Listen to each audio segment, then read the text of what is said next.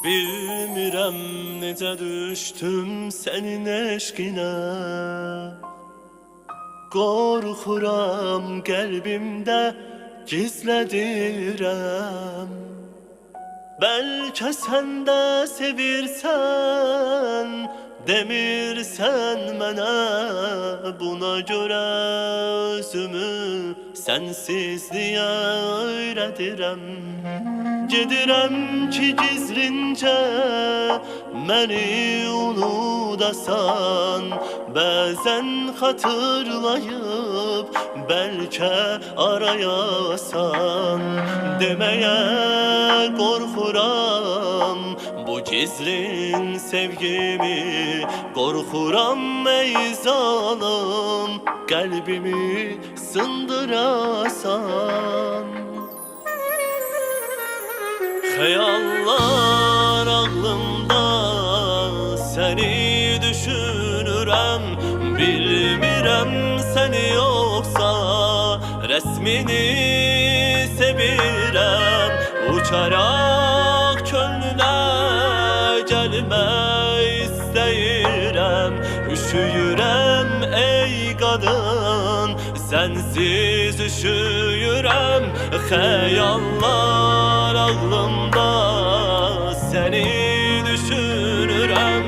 Bilmirəm səni yoxsa rəsmini sevirəm. Uçaraq könlünə gəlmək istəyirəm. Üşüyürəm ey qadın, sənsiz üşüyürəm.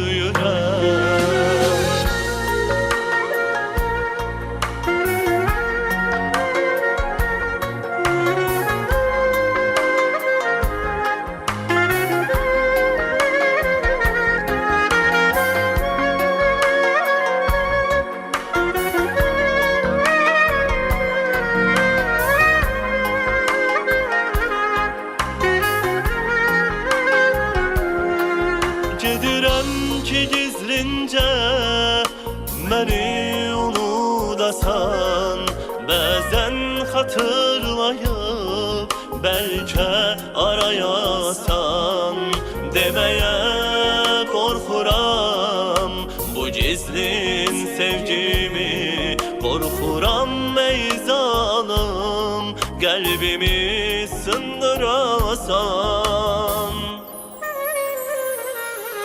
Xəyallar ağlımda səni düşünürəm. Bilmirəm səni yoxsa rəsmini sevirəm. Uçaraq könlünə gəlmək istəyirəm.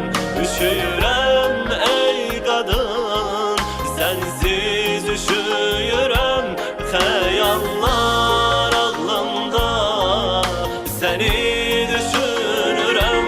Bilmirəm səni yoxsa rəsmini sevirəm. Uçaraq